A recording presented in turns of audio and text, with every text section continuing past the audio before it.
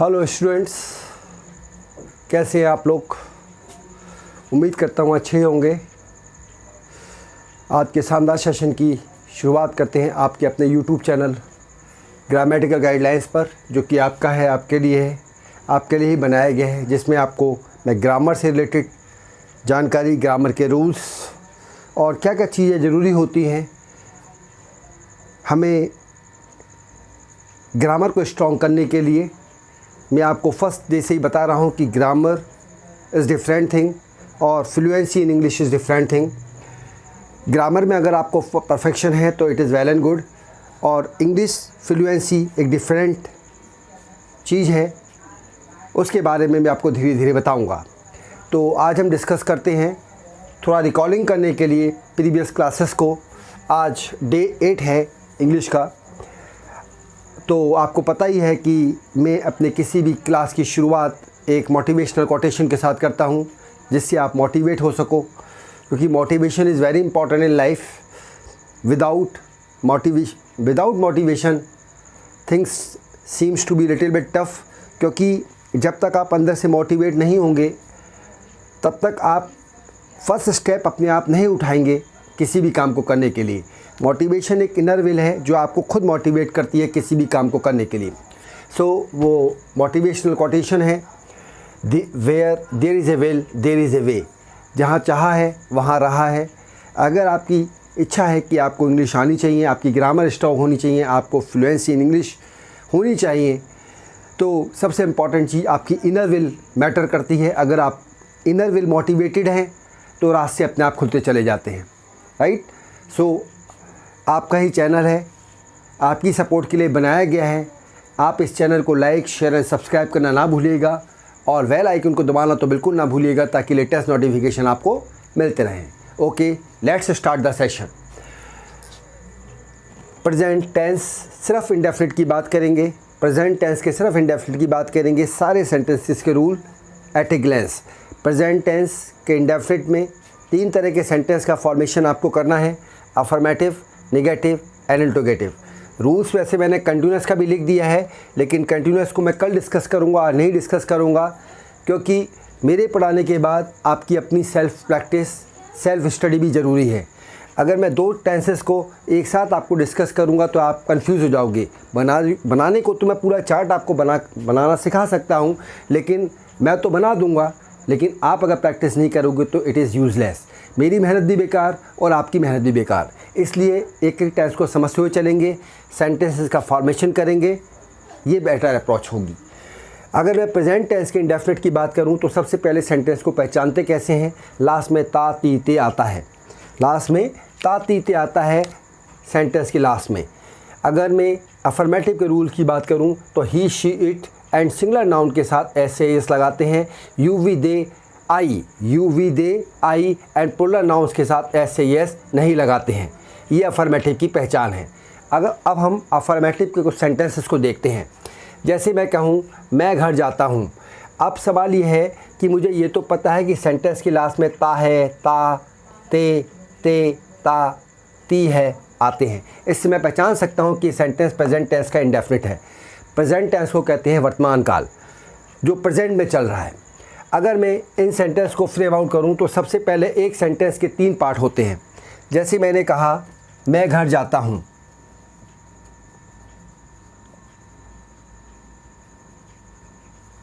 अगर मैं इसे हिंदी में लिखता हूँ तो हिंदी में सेंटेंस लिखने का सीक्वेंस होता है subject plus object plus verb. Hindi में जब मैं किसी भी सेंटेंस को बोलता हूँ तो वर्ब हमेशा लास्ट में आती है। वर्ब हमेशा लास्ट में आती है। वर्ब कहाँ आती है स्टूडेंट्स? वर्ब हमेशा लास्ट में आती है। अगर मैं इसी सेंटेंस को इंग्लिश में लिखता हूँ तो मैं लिखूँगा आई गो टू होम। तो यहाँ पर जो सीक्वेंस बनता है वो subject plus verb plus object का बनता है। सेंटेंस क्या होता है? सेंटेंस का मतलब जो मीनिंगफुल हो, जिसका कोई सेंस निकलता है, वो सब्जेक्ट कहलाता है। अब अगर मैं किसी भी सेंटेंस को हिंदी में बोलता हूँ तो जो सीक्वेंस होता है वो होता है SOV। शॉर्ट में याद रखिएगा SOV। S mean subject, O means object and V means verb. अगर मैं उसी सेंटेंस को इंग्लिश में ट्रांसलेट करता हूँ तो सीक्वेंस होता है subject plus verb plus object, यानी इंग्लिश में सब्जेक्ट और ऑब्जेक्ट के बीच में वर्ब आता है और हिंदी में वर्ब लास्ट में आता है। अब अगर मैं पहला सेंटेंस कहूँ मैं घर जाता हूँ, तो मुझे सबसे पहले ये तो पता चल गया, पहले चीज़ पता होनी ज़रूरी है कि कौन सा टेंस है, कौन सा टेंस है और कौन सी काइंड है। अब ता तीते किस सेंटेंस के लास्ट में आता है, इंडेफिनिट के।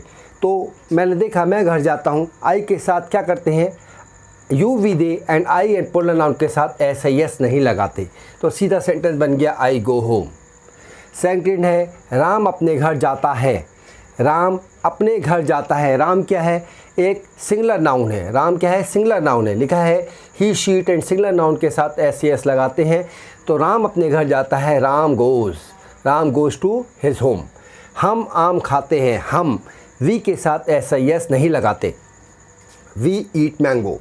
नेक्स्ट है तुम क्रिकेट खेलते हो, यू के साथ ऐसा यस नहीं लगाते, यू प्ले क्रिकेट। सूर्य पूरब में निकलता है, सूर्य तो एक ही है इसलिए सिंगुलर नाउन की तरह हम इसे कंसीडर करेंगे, ऐसे यस लगाएंगे तो लिखा the sun rises in the east. Next है आग जलती है, आग भी सिंगुलर है तो फायर बर्न्स। ये सेंटेंस हमारे हुए सारे अफर्मेटिव। अब नेगेटिव का रूल देखते हैं। नेगेटिव में he she it and singular noun के साथ दैट डज नॉट लगाते हैं, you we they I and plural noun के साथ डू नॉट लगाते हैं। मैं आम नहीं खाता हूँ, आई के साथ हमेशा क्या लगाएंगे, डू नॉट। तो क्या हुआ, आई डोंट ईट मैंगोज़। हम क्रिकेट नहीं खेलते, हम यानी वी के साथ do not, we do not play cricket. तुम अपना पाठ याद नहीं करते हो, यू के साथ do not, you don't learn your lesson. वह झूठ कभी नहीं बोलता है, वह ही के साथ डज नॉट, ही। अब यहाँ पर कभी आ गया, कभी, तो जब सेंटेंस के बीच में कभी आ जाए तो थोड़ा आपको याद रखना है कि हम यहाँ पर डस का प्रयोग नहीं करेंगे, नेवर का प्रयोग करेंगे और एस यस का रूल याद रखेंगे। अफर्मेटिव में जो एस यस का रूल है वो याद रखेंगे, क्योंकि यहाँ पर वह क्या है, वह का मतलब ही के साथ एस यस यूज़ होता है। तो क्या हो गया, ही नेवर टेल्स ए लाई। हमने टेल के साथ एस क्यों लिया, क्योंकि ही फर्स्ट पर्सन है। ही क्या है, he she it and singular noun के साथ एस एस लगाते हैं। वह आज अपना कार्य नहीं करती है, she does not do her work today. ये सेंटेंसेस मेरे हुए निगेटिव। अब मैं चलता हूँ इंटरोगेटिव की तरफ। इंटरोगेटिव की पहचान होती है does to be use before subject like he she it and singular noun, do to be use before subject like he I she. Sorry student,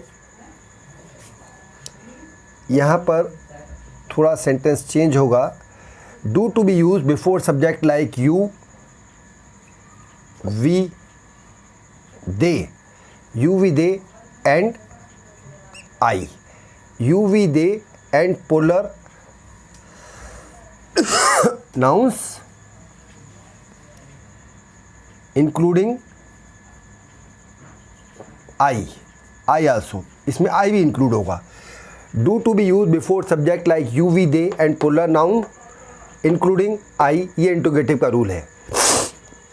अब है क्या तुम सोते हो, तुम क्या है, तुमसे पहले क्या यूज़ करना है, डू या डस का। डू यू स्लीप नाउ, क्या तुम सोते हो, मतलब डू का प्रयोग क्या करना है, बिफोर सब्जेक्ट। तो डू यू स्लीप नाउ, क्या चपरासी घंटी नहीं बजाता है। अब चपरासी क्या है, he she it and singular noun के साथ does the peon not ring the bell, does the peon not ring the bell. अब इसमें जैसे नहीं आ गया तो आप नॉट का यूज़ भी करेंगे। इफ़ नहीं वर्ड दिया है तो नॉट का यूज़ भी करना है। क्या तुम्हारे मास्टर साहब तुम्हें पीटते हैं, does your teacher beat you. क्या वे सदैव सत्य बोलते हैं, वे क्या है, पोलर नाउन है, you we they, do they always speak the truth. ये हमारे इंटरोगेटिव सेंटेंसेस आ गए। इंटरोगेटिव सेंटेंस का मतलब जिसमें क्वेश्चन मार्क होता है। अब कुछ सेंटेंस और हैं जिसमें who, where, why, who, whose, whom का यूज़ होता है। Who, where, why, who, whom का यूज़ होता है। जैसे तुम अब क्या करते हो। अब इस सेंटेंस में क्या करना है हमें, सबसे पहले हमें who, where, why, who, whose, whom का प्रयोग करना है। उसके बाद do और does के यूज़ को अप्लाई करना है, फिर सब्जेक्ट लिखना है, राइट, फिर सब्जेक्ट लिखना है। मैं लिख देता हूँ यहाँ पर if in the sentence is who, where, what, how, words are given,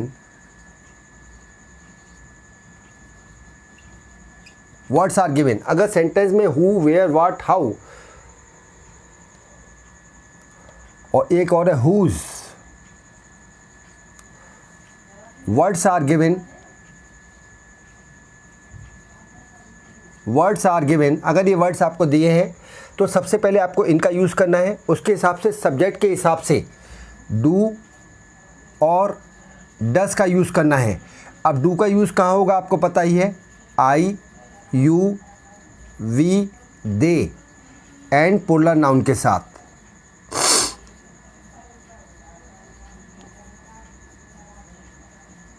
और डस का यूज़ कहाँ होता है, he, she, it and singular noun के साथ।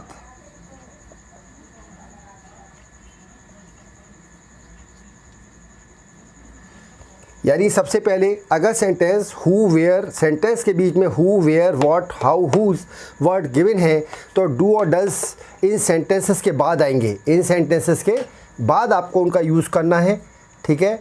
और उसके बाद डू या डस का यूज़ करना है अकॉर्डिंग टू द सब्जेक्ट। जैसे तुम अब क्या करते हो, तुम अब क्या करते हो, तो यहाँ पर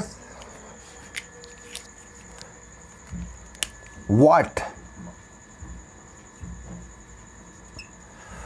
तुम अब क्या करते हो, तो सबसे पहले क्या हमें यूज़ करना है, ये क्या सबसे पहले यूज़ करना है व्हाट। अब तुम के हिसाब से हम डू या डस का प्रयोग करेंगे। डू कहाँ था, यू के साथ, व्हाट डू, फिर you, what do you do now. वह कहाँ सोता है, सबसे पहले वेयर, फिर वह सब्जेक्ट देखना है तो वह, ही, शी, इट के साथ क्या यूज़ करना है, does. Where does he sleep, वह आज गीत क्यों नहीं गाती है, वाई भी लिख दिया मैंने, लिख रह गया।